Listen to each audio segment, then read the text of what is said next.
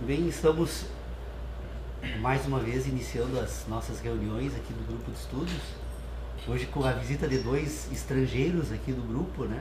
Tércio, que está em Palmeiras das Missões, e o André Bindê, que está em Porto Alegre, que vai, segundo ele, tem um compromisso às 10h30, vai ter que se retirar da reunião.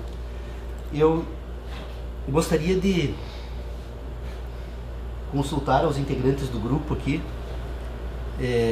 sobre o problema do nosso método, se continuamos retomando todas as reuniões, os pontos que estamos examinando, ou se usamos um novo método, mas me parece que a gente ainda não conseguiu estabelecer o nosso ponto de partida. Nós estamos eternamente, talvez continuemos por um período muito longo ainda tentando encontrar um ponto em que a gente utilize como referência, e a partir desse ponto então possamos construir coletivamente um sistema que não seja apenas de um único indivíduo do grupo aqui, mas que sejam de todos os integrantes.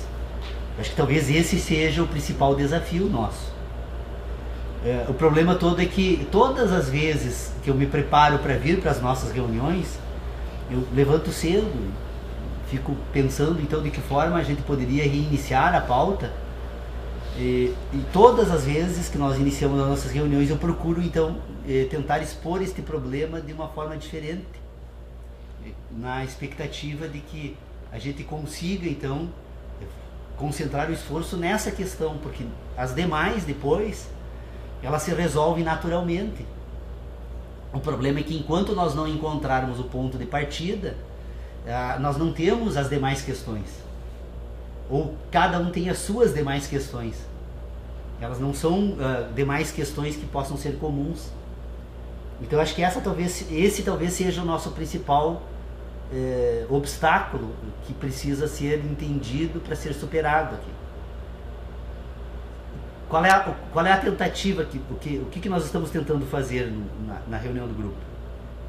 Nós estamos tentando ganhar, usar uma expressão corriqueira, mas obviamente que não seria exatamente isso, mas ganhar fôlego para prosseguir numa tarefa que nós sabemos que é muito difícil de ser cumprida, e um trabalho muito extenso, né, para ser realizado individualmente, porque ele tem a ver com as nossas aptidões que nos colocam em condições de poder examinar o maior problema que a filosofia enfrenta, que é tentar responder de que forma nós pensamos.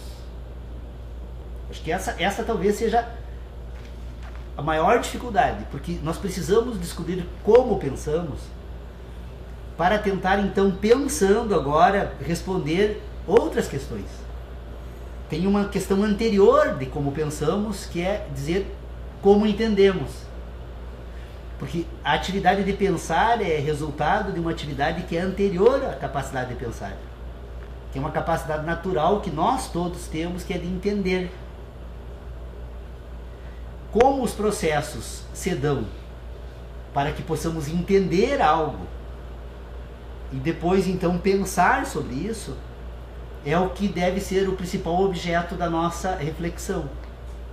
Bom, se a nossa tarefa então é entender como pensamos, mas nós só vamos entender como pensamos porque nós entendemos e pensamos. São duas habilidades distintas. Então a capacidade de entender é anterior a pensar, porque se nós não conseguíssemos entender, nós não pensaríamos, ou o pensamento seria caótico. E não será? Talvez, ou seja, talvez, ou seja, e se essa for a resposta, né, estamos diante então do primeiro grande problema, né, mas entender.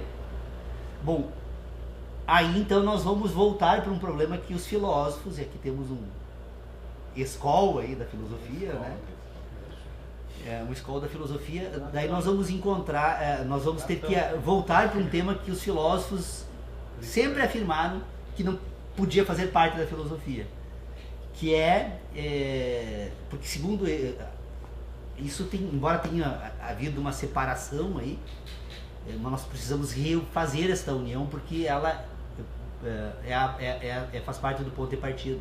Os filósofos disseram o seguinte: não, o homem é um complexo orgânico que se constitui de uma certa forma, em que num determinado período dos processos que isso ocorre, esse homem se reconhece como um sujeito que tem consciência de si, e esse processo que transforma esse complexo orgânico, que faz-se perceber sujeito e que passa a ter consciência de si, ele resulta de um processo que se chama cultura.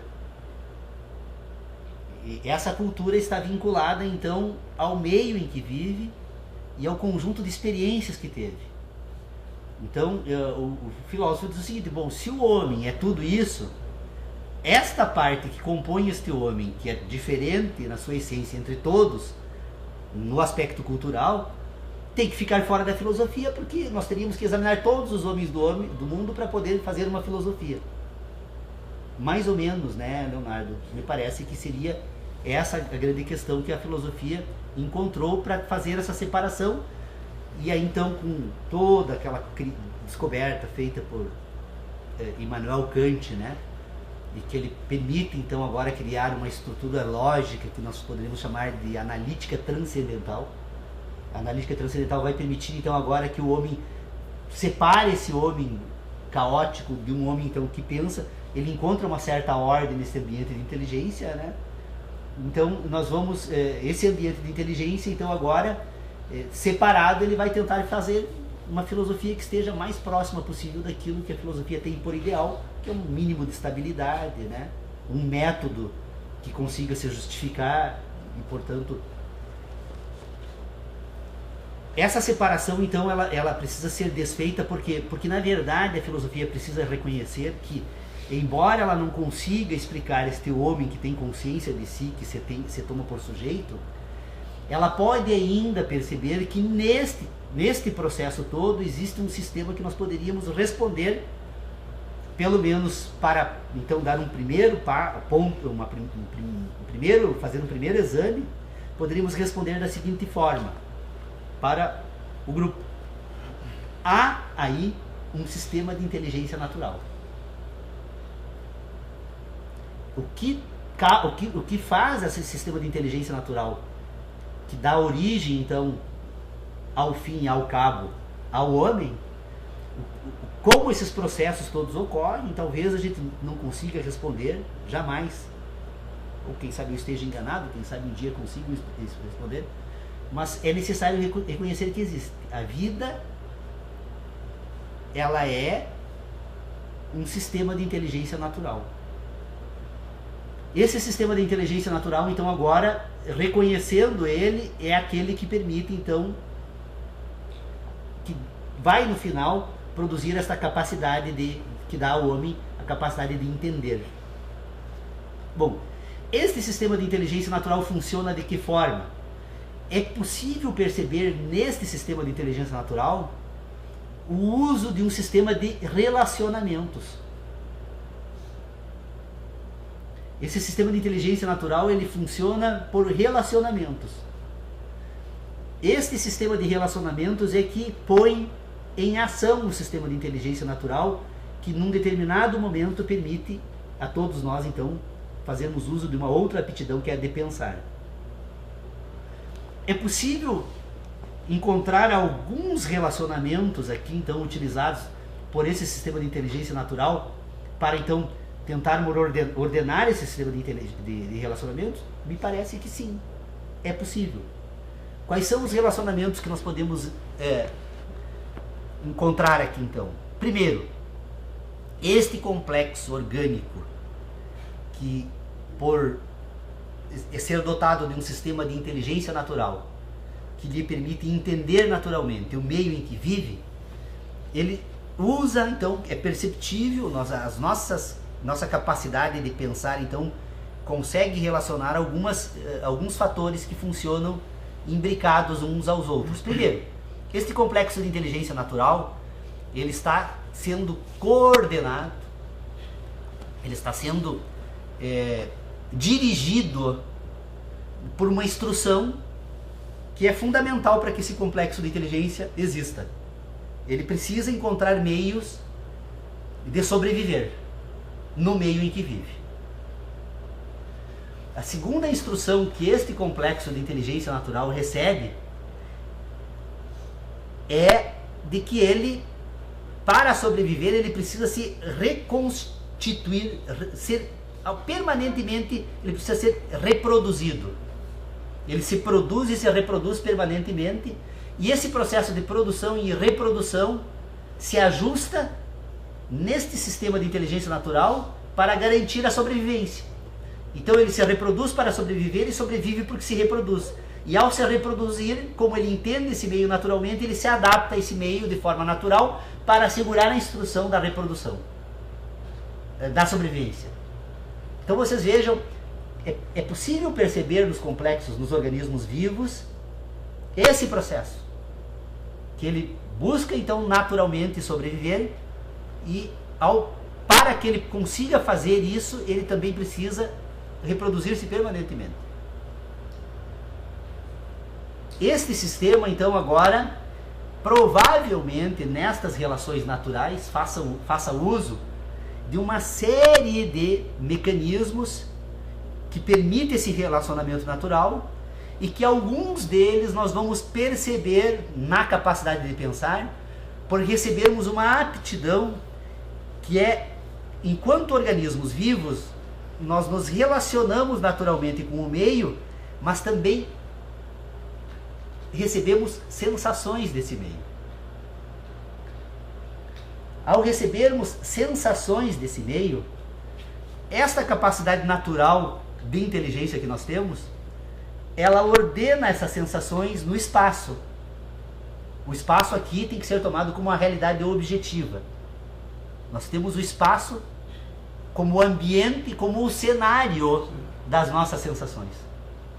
Então nós temos uma inteligência natural coordenada por um processo de inteligência natural que sente, que entende naturalmente o meio, que cumpre isso por uma função biológica que nós não sabemos qual foi a causa inicial, talvez nem a final, mas percebemos o processo enquanto meio.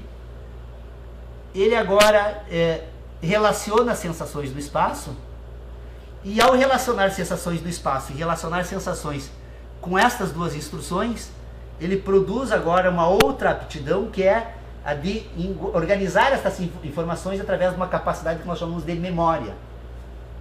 Nós temos memória da ordenação das sensações do espaço. E nós temos memória das relações das sensações com as instruções vitais.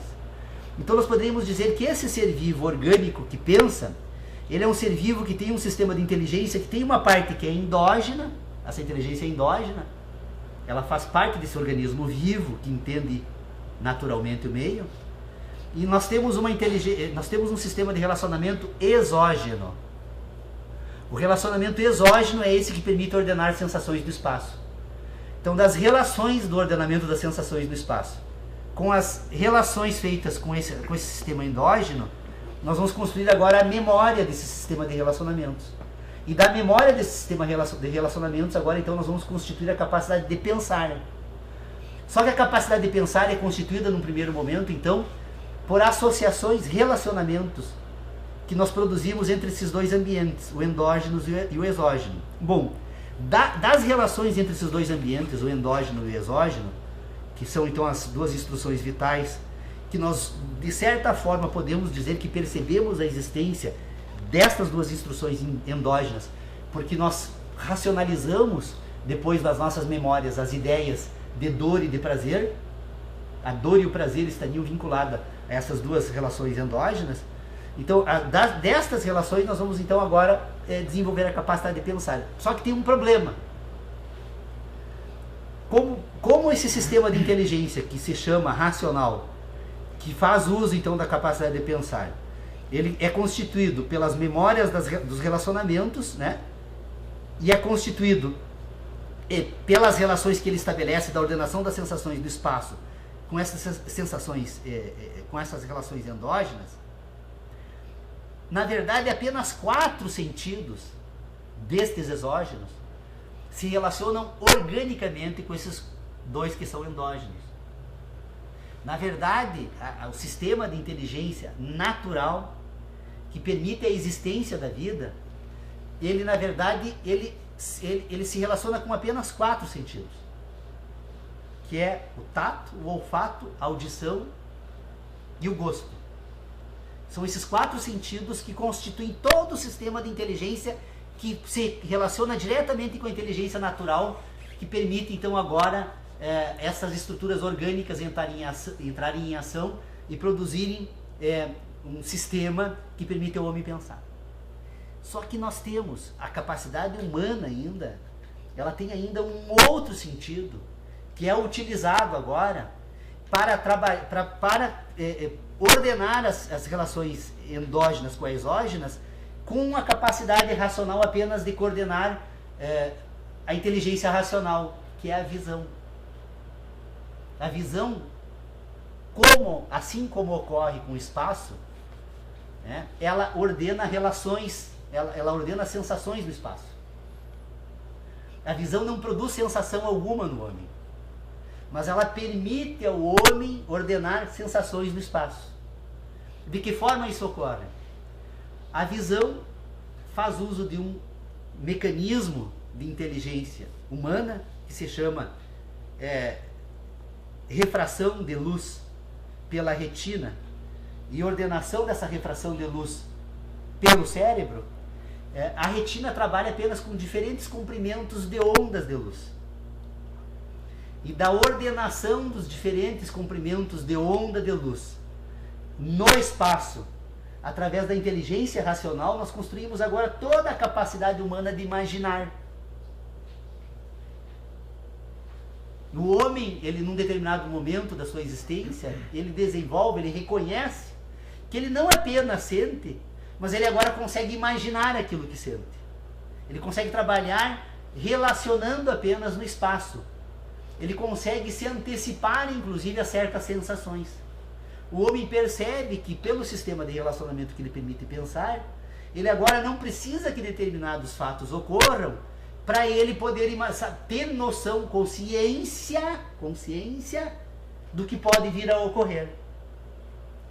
Num primeiro momento, o homem trabalha com essa habilidade no espaço. Ele vai coordenar as suas ações, ele começa a aprender a usar, por exemplo, ele vai usar de uma ferramenta, né, que permita movimentar um determinado objeto no espaço.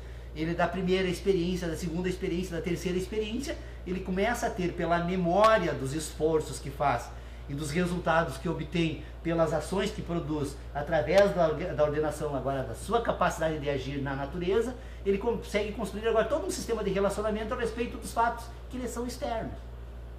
Então o desenvolvimento da habilidade, por exemplo, a pessoa que resolve desenvolver a habilidade de arco e flecha, né? Por mais que ele estude todos os fatores que devem ser levados em consideração para poder utilizar aquele arco e atingir um determinado resultado, somente a inteligência de sentido é que consegue estabelecer os critérios que ele vai utilizar para pensar. Por isso que nós não conseguimos jamais, sempre que alguém desenvolve uma habilidade olímpica, ele não pensa sobre a habilidade, porque se ele pensar, ele não consegue exercer a habilidade. Quanto mais ele deixar que o sistema de inteligência natural atue e haja nas ações e reações que ele busca, melhor são os resultados. Então, porque na verdade nós temos duas inteligências, que nós precisamos separar elas completamente para poder cumprir com o papel que a filosofia tem, que é pôr em ordem esse ambiente, que é chegar ao ponto de partida da pauta que nós estamos buscando aqui. Nós temos um homem que sente e nós temos um homem que pensa. O homem que sente e o homem que pensa fazem parte de um homem que é o homem total. O homem total é o homem que age. O homem que age é o homem que relaciona. O homem que relaciona é o homem que tem memória. O homem que tem memória é o homem que tem memória das suas experiências. E as experiências que o homem acumula são experiências de sensações. Nós ficamos e somos educados permanentemente. Todo o trabalho que a escola faz e fez até hoje foi tentando nos colocar na cabeça que nós, na verdade, temos um sistema de conhecimento que são memórias das memórias. Ou seja, nós construímos um sistema sígnico que se chama linguagem, que se chama escrita, que nós procuramos representar a natureza através de signos, e nós abandonamos na educação a possibilidade de que aquelas pessoas que tentem entender ponham em ordem os seus sentidos para imaginar que simplesmente pondo em ordem as suas ideias seria o suficiente. Isso não é possível. O homem total, o homem que age, é um homem que sente e o homem que pensa. Então a primeira tarefa da educação é ordenar os sentidos. Até porque eles nos traem, eles nos enganam. No sentido de que, na verdade, quando nós pensamos sobre os nossos sentidos, se nós não levarmos em consideração todos os fatores que precisam ser considerados, as ideias dos sentidos nos enganam. Nesse sentido, o sentido jamais engana, a não ser a visão. Como eu disse propriamente, nós poderíamos dizer que a visão não é tecnicamente um sentido. A visão é uma competência que permite ordenar sentidos no espaço. Então, o que nós temos aqui agora é que ordenar esse sistema. Por quê? Porque o homem se encontra, faz parte de um processo que nós chamamos de universo, que é um processo que se desenvolve no espaço, e tudo aquilo que faz parte das sensações humanas são relacionamentos que se estabelecem em momentos diferentes desse processo no espaço. O homem ocupa uma posição no espaço e o fenômeno ocupa outra.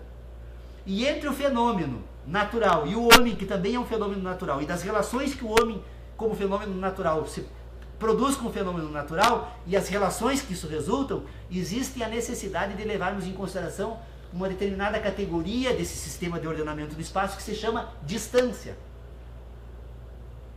Porque nós estamos, na verdade, produzindo, se o universo é um processo que se propaga no espaço, esse universo que se propaga no espaço, ele tem relações que se estabelecem entre um e outro fenômeno. E aí a visão prova de uma vez por todas, por exemplo, que todas as categorias de relacionamentos que fazem uso da visão, elas sempre chegam no sistema de inteligência racional desatualizadas pelo tempo. Porque a visão, na verdade, ela faz uso de um instrumento que é refração de luz. E é necessária uma fonte produtora de luz, é necessário a incidência dessa fonte sobre o objeto, e depois é necessário que esta fonte produtora sobre o objeto ainda reflita na retina humana, e é necessário que a retina humana ainda decodifique esse sistema de ondas luminosas, introduza então agora num sistema de relacionamento que se chama cérebro, e a partir daí então nós temos a matéria-prima que nos permite pensar sobre o fenômeno luminoso. Mas jamais atual, sempre desatualizado pelo tempo. Então, o que nós precisamos fazer enquanto pessoas que estão aqui reunidas com o propósito de filosofar? Nós precisamos exercitar-nos. Porque ninguém vai aprender comigo aquilo que eu aprendi comigo. Cada um de nós aprende consigo mesmo a partir do momento que ordena o sistema de relacionamentos que faz uso para pensar. Então a nossa função aqui é provocar ou denunciar toda vez que esse sistema de relacionamento não conseguir explicar de onde ele se fundamenta. Porque embora eu possa até ser contestado aqui, eu posso dizer para vocês que no sistema que eu faço uso, eu encontro uma certa regularidade, uniformidade. Toda vez que eu reexamino ele, levando em consideração todos os fatores que são levados para tentar então expor através de uma tentativa de pensar em voz alta, porque na verdade quando eu converso aqui agora eu estou apenas tentando examinar as minhas próprias ideias. E quando eu tento examinar as minhas próprias ideias, eu faço isso de uma forma totalmente subjetiva. Quando vocês acompanham essas reflexões que eu faço, vocês fazem, mas se voltando para as próprias ideias de cada um. Cada um se volta para as próprias ideias. Então, quando nós pensamos de forma individual. E quando eu penso a partir das minhas relações que eu produzi, das minhas sensações e das minhas próprias relações. Porque pensar é relacionar sensações. Ou pensar é relacionar relações. Então, se eu relaciono relações e relaciono sensações, se eu quero pensar com inteligência, eu tenho que relacionar em ordem. E como eu relaciono sensações do espaço, este sistema espacial tem uma determinada cronologia. E para que se leve em consideração a cronologia, eu preciso entender como os processos se desenvolvem no espaço. E preciso levar em consideração as diferenças que eu tenho com as impressões visuais. Em síntese, assim, é uma nova tentativa. Eu acredito que eu tenha falado um pouco diferente, mas nenhuma vírgula, né, que negue qualquer vírgula que eu tenha utilizado anteriormente. Eu acredito que faz um bom tempo que eu não encontro, quando examino apenas, estou tentando agora expor de uma forma diferente, eu não encontro contradições. Eu acredito sinceramente, assim, desculpem a minha falta de humildade, né, mas que para mim eu resolvi esses problemas da filosofia. Eu não sei até que ponto um dia eu vou conseguir explicar isso para alguém, né. Resolvi. Eu não tenho muitas dúvidas. Tento hoje encontrar resposta para algumas questões que me incomodam muito, porque realmente no meu sistema elas ainda não são totalmente explicadas, embora eu encontre algumas pistas que me levem a refletir sobre elas, que é o papel do sonho na construção desse sistema todo, né? As relações que nós estabelecemos entre essa estrutura orgânica que se chama cérebro e essa estrutura orgânica que se chama complexo vida, né? Eu tenho quase certeza de que o sonho seria um momento, né, em que o cérebro se desliga dessa estrutura toda para se voltar para a forma, não para sensações, apenas para a forma. Você pode perceber que em sonho nenhum te causa nenhuma sensação, ele apenas ordena sensações, ordena formas, né? Parece não ter coisa. O sonho é uma coisa impressionante. Eu realmente, como eu nunca consegui acordar sonhando, né? Do sonho. Então eu não consegui pensar sobre ele ainda, né? Mas eu já consegui me dar conta no sonho que estava sonhando e saí voando. Aproveitei para voar. Eu não duvido.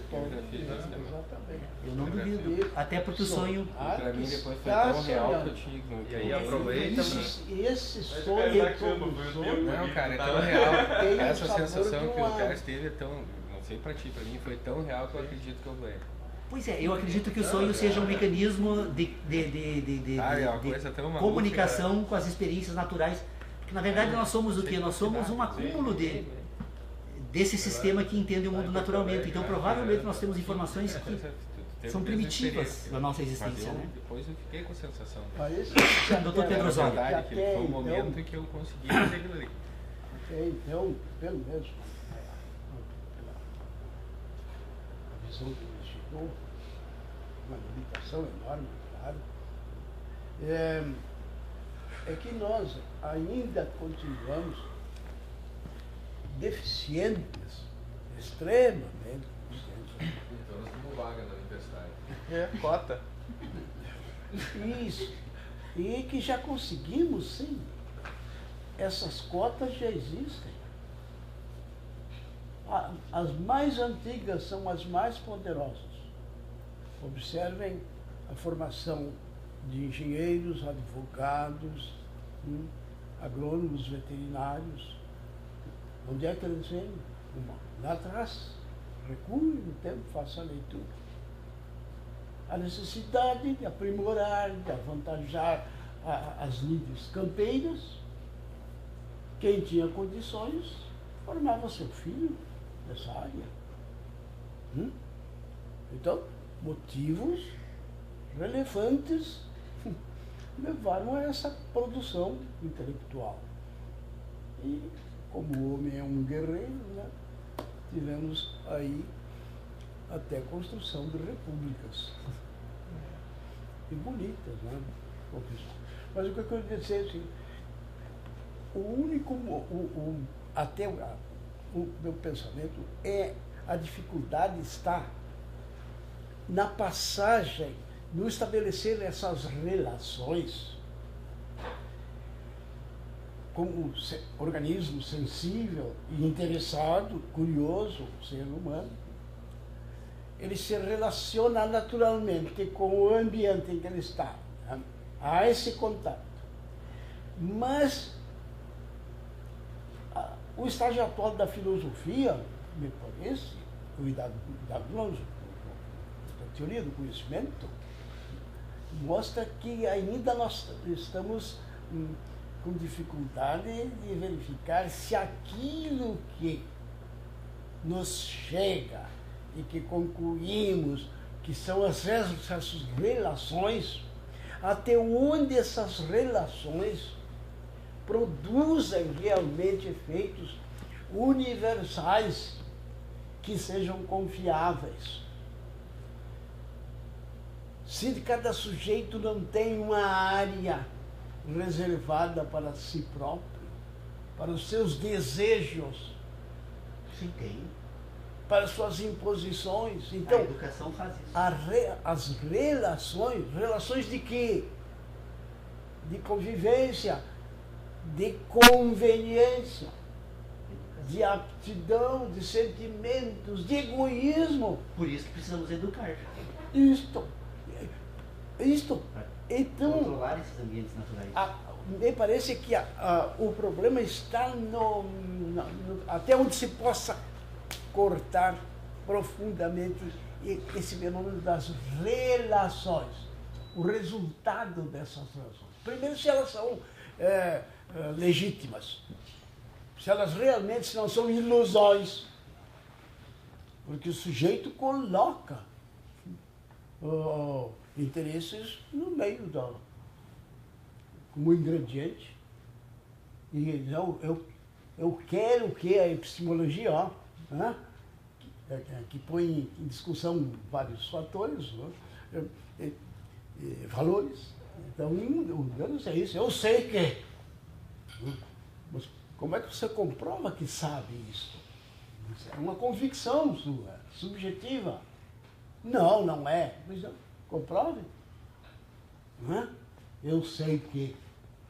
Se eu não consigo, começo a patinar, diz, olha lá. Você acredita que. E como os outros fazem um exame rápido e dizem, eu acredito. Mas como? Isso eu não sei. Essa crença dele é bem igual à minha. Acreditamos que. Então, queremos sair do âmbito da pura crença para uma sabedoria, para um saber indiscutível. Foi o que o Kant tentou fazer e teve. Eu acho que ele não precisa de defesa de ninguém, né? Um homem daqueles. Quando ele disse isso, mas olha aqui, gente, isso aqui é um conhecimento indiscutível. Diz, mas e como é que pode isso ocorrer? Expliquem de onde é que vem isso. Foi o que deu o maior voo espiritual. Foi o Kant e foi acusado de pietista, não sei o que, não sei o que, não sei o que. Que o conhecimento estava possível, porque estava presente. Mas como é que acontece isso? Que uma diferença entre algo que é verdadeiro por si, indiscutível. Ele saiu atrás e achou o a priori necessário. Verdadeiro ou certo? Isso. Ele chegou até lá e pergunta, mas como é que pode isto? Qual é a explicação? Que não tem mistura nenhuma com o cheiro, com o gosto, com a vista, ou com os ouvidos, ou com a paixão. Não tem. É um conhecimento matemático e, de certa forma, dos princípios geométricos, né? Que vem de lá, porque senão não tem como aplicar no espaço. E transformar a geometria plana em multidimensional, que é você transformar um círculo numa esfera. Como é que você pode fazer isso? Se você consegue um círculo, consegue, unindo 3 pontos que não estejam unidos, consiga um círculo. E se esse círculo for o resultado dos exemplos da mão que o Kant convida, né? Está na mão. Esses 5 com esses 7 dá 12.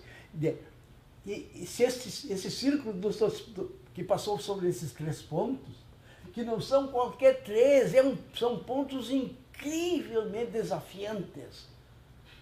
Isso é uma coisa seríssima. E se ele fez esse círculo, mas está aí, é um círculo, né? Deixa ele para lá. Gira em torno de um eixo dele mesmo. Você consegue uma esfera. E dentro dessa esfera tem bilhões incontáveis desse 3, 4, 5. Tudo. E que você, com boa vontade, irradie sobre o espaço infinito. Será que nós teríamos, então, pelo menos para a conversa, um núcleo, um ponto de partida? Minúsculo, uma coisinha pálida, porque o resto já está comprovado, no fundo, a ilusão. Pode ser e pode não ser. Então, agora, e este? Este não. Este é isso. E como é que isso pode acontecer? Como é que isso está aí a nos desafiar? Qual é a explicação que isso tem desse? A explicação é que esse é o nosso grande desafio da nossa inteligência. Porque se formos só para as relações, pomos em dúvida essas relações. Uma pessoa resfriada não adianta. O odor, a percepção que ele tem. Mas é o problema do homem total, doutor Bernardo. É que, na verdade, o homem total, que é o homem que ordena agora esse sistema, ele tem que ficar fora. Mas o homem total, completamente isento dessas afetações, é um homem imaginável. Sim, não existe isso. Não existe. Nós somos produto desse ambiente de dúvidas, de confusões, de paixões, de necessidades e desejos. Agora, alguns congênitos, outros já nos acompanham desde a nossa concepção, da nosso gênese. Será que houve uma intenção pré-determinada e deliberada em tal sentido? É uma grande dúvida. Até onde posso imaginar, flagelados não pensam. Não pensam segundo nós, homens, nós seres humanos. Mas entendem. E estabelecer o nosso ponto de partida. Nós estamos eternamente, talvez continuemos por um período muito longo ainda tentando encontrar um ponto em que a gente utilize como referência e a partir desse ponto então possamos construir coletivamente um sistema que não seja apenas de um único indivíduo do grupo aqui, mas que sejam de todos os integrantes. Acho que talvez esse seja o principal desafio nosso. O problema todo é que todas as vezes que eu me preparo para vir para as nossas reuniões, eu levanto cedo, fico pensando então de que forma a gente poderia reiniciar a pauta, e todas as vezes que nós iniciamos as nossas reuniões eu procuro então, essa talvez seja a maior dificuldade, porque nós precisamos descobrir como pensamos para tentar então, pensando agora, responder outras questões. Tem uma questão anterior de como pensamos, que é dizer como entendemos. Porque a atividade de pensar é resultado de uma atividade que é anterior à capacidade de pensar. Que é uma capacidade natural que nós todos temos, que é de entender. Como os processos se dão para que possamos entender algo e depois então pensar sobre isso, é o que deve ser o principal objeto da nossa, tentar expor este problema de uma forma diferente, na expectativa de que a gente consiga então concentrar o esforço nessa questão, porque as demais depois, elas se resolvem naturalmente. O problema é que enquanto nós não encontrarmos o ponto de partida, nós não temos as demais questões, ou cada um tem as suas demais questões. Elas não são demais questões que possam ser comuns. Então acho que esse talvez seja o nosso principal obstáculo que precisa ser entendido para ser superado aqui. Qual é a tentativa, o que nós estamos tentando fazer na reunião do grupo? Nós estamos tentando ganhar, usar uma expressão corriqueira, mas obviamente que não seria exatamente isso, mas ganhar fôlego para prosseguir numa tarefa que nós sabemos que é muito difícil de ser cumprida e um trabalho muito extenso, né, para ser realizado individualmente, porque ele tem a ver com as nossas aptidões que nos colocam em condições de poder examinar o maior problema que a filosofia enfrenta, que é tentar responder de que forma nós pensamos. Acho que essa é. Bem, estamos mais uma vez iniciando as nossas reuniões aqui do grupo de estudos. Hoje com a visita de 2 estrangeiros aqui do grupo, né? Tércio, que está em Palmeiras das Missões, e o André Bindê, que está em Porto Alegre, e que vai, segundo ele, tem um compromisso às 10h30, vai ter que se retirar da reunião. Eu gostaria de consultar aos integrantes do grupo aqui sobre o problema do nosso método, se continuamos retomando todas as reuniões, os pontos que estamos examinando, ou se usamos um novo método, mas me parece que a gente ainda não conseguiu